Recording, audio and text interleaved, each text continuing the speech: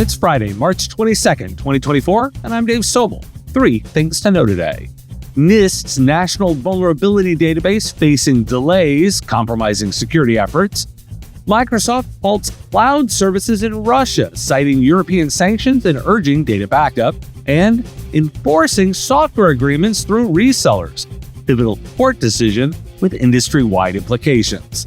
This is the Business of Tech. Today's episode is supported by CoreView. Your customers need your Microsoft 365 expertise, and CoreView has the only M365 management platform designed for MSPs. Manage hundreds of tenants, automate manual tasks, and monitor compliance, all while intelligently comparing to the baseline. With a no-code control approach, CoreView revolutionizes your Microsoft 365 administration. This powerful platform enables automatic reporting and remediation, ensuring optimal performance and security. The best part?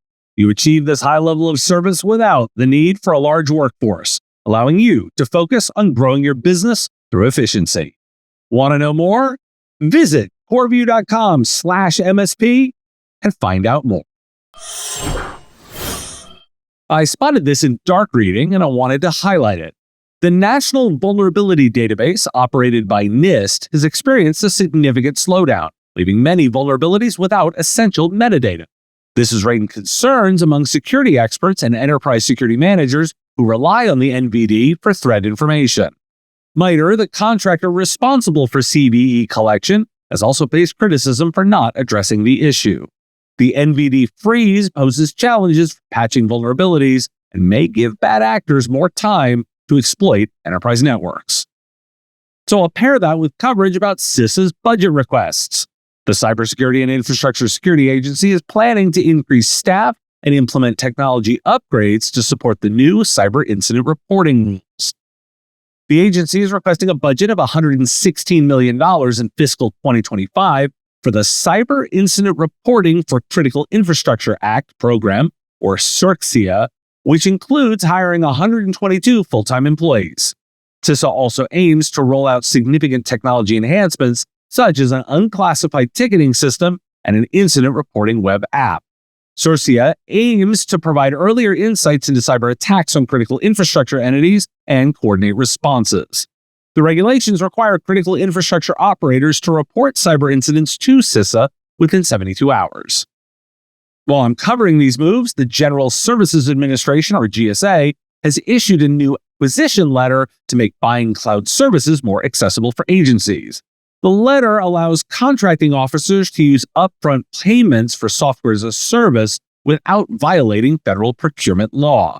The GSA's changes aim to enhance competition and drive better pricing, mainly benefiting small businesses.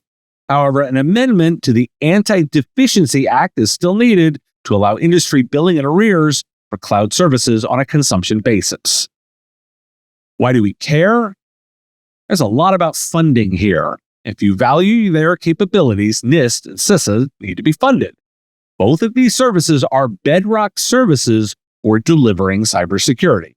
And that's why you care. I have a collection of stories I didn't want to miss. Microsoft will suspend access to its cloud services for Russian users due to European sanctions imposed on Russia after the invasion of Ukraine. Softline, a major distributor of Microsoft products in Russia, confirmed the suspension and recommended backing up data associated with foreign cloud services. This move follows other tech companies exiting the Russian market or suspending services due to sanctions. Local users are urged to consider domestic alternatives like Yandex 360, SAS BK, and Softline Universe. This story you couldn't miss. The U.S. Department of Justice, along with 16 state and district attorneys general, has filed an antitrust lawsuit against Apple, accusing the company of operating an illegal monopoly in the smartphone market. The lawsuit alleges Apple imposes contractual restrictions on developers and withholds critical access to prevent competition.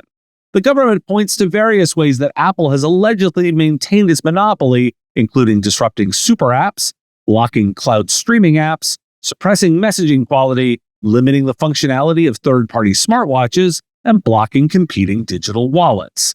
Apple plans to dismiss the case and disagrees with the defined market. The DOJ seeks to stop Apple from undermining cross-platform technologies and obtain relief to restore competition. Also in stories that made noise this week, OpenAI is expected to release GPT-5, a significant improvement over GPT-4 as early as this summer. GPT-5 is described as materially better and will offer impressive improvements, including the ability to interact with other AI programs. OpenAI is training the model and conducting red team testing for its public release. Why do we care? I didn't want to miss the tech consequences of geopolitics, as well as note the impact on the Russian market. No, I don't have a lot of listeners there, but it's not zero either. Broadly, however, my interest is in the downstream effects and impacts. That's why I noted it. The Apple case is newsworthy, but not yet relevant to IT services. That's going to take ages to become relevant. But I also didn't want to ignore it either, so now you're informed. One reason I added the Friday Big Ideas section was to include counterpoints to my own. And we have some really good ones today. The Harvard Business Review tackles loneliness, remote teams. Remote work can lead to feelings of isolation and loneliness, impacting job performance. The article provides 4 evidence-based strategies for leaders and managers to build community in remote teams, including reflecting upon team dynamics, recognizing team members, supporting career development, and communicating as whole individuals. The piece highlights how addressing loneliness and building community in remote environments requires innovation and intention. Also from HBR, is your AI-first strategy causing more problems than it's solving? An AI-first strategy can cause problems if it prioritizes AI over the true purpose of technology, which is to serve and enhance human endeavors. Oguz A. Akar recommends a problem-centric, people-first, and principle-driven approach to AI transformation. Over at MIT, return-to-office mandates can lead to a loss of best performers. While CEOs argue that productivity is a reason for these mandates, there's evidence that they damage employee engagement and increase attrition, especially among high-performing employees with caregiving responsibilities. Focusing on outcomes, trust, and flexibility, and where and when work is done allows individuals and organizations to thrive. Mandates and monitoring decrease employee satisfaction and trust, while companies that build trust, focus on outcomes, outperform their peers financially. This one I didn't want to miss. Federal News Network covers the issue of who can enforce end-user license agreements when software is sold through a reseller, which was recently discussed in Federal Circuit Court. The case involved a software company, Avue Technologies, software of sale to the FDA through a reseller, CareSoft. Avue claimed that the FDA breached their intellectual property rights by violating the end-user agreement. The Civilian Board of Contract Appeals upheld the FDA's position that the contract was directly with CareSoft, not Avue. However, the Federal Circuit reversed the decision, stating that Avue had the right to allege the existence of a contract and pursue the case. The outcome of this case could have implications for software companies selling through resellers and their ability to enforce end-user license agreement. And I'll end with one that was just a great read. Guardian profiles Orangeburg County in South Carolina, challenging commercial broadband providers that have neglected rural areas in the U.S. The absence of service from major companies has prompted counties and small towns to consider building their own broadband networks. Orangeburg County has been at the forefront of the fight for rural broadband access, aided by federal grants and exemptions from state regulations. The provision in the Infrastructure Act allows local leaders to propose municipal broadband projects and receive funding, overriding state laws that restrict competition. However, large telecom corporations have successfully lobbied to block municipalities from competing. This article is that story. Why do we care? I'm going to focus on that reseller story. We're all interested in this one because of the implications and responsibility of being a reseller. Imagine for a moment that software companies could not enforce end-user license agreements sold through resellers. Now you know why we care. No outcome yet. We're distinctly interested. Looking to reach an audience of thousands of MSPs and IT service providers? Put your ad right here on the Business of Tech. and be on the show that 64% of MSPs report having listened to. A recurring top 50 tech news podcast, there are affordable options for you to reach our audience, and we can support any budget. Podcast listeners are more engaged, have a higher level of brand retention, and are more willing to listen to ads here than any other avenues. Want to know more? There's information at mspradio.com/engage, including a button to book a time to talk. I'm looking forward to that discussion. Thanks for listening. It's National Goof Off Day. Yeah, that one seems good. Right on a weekend.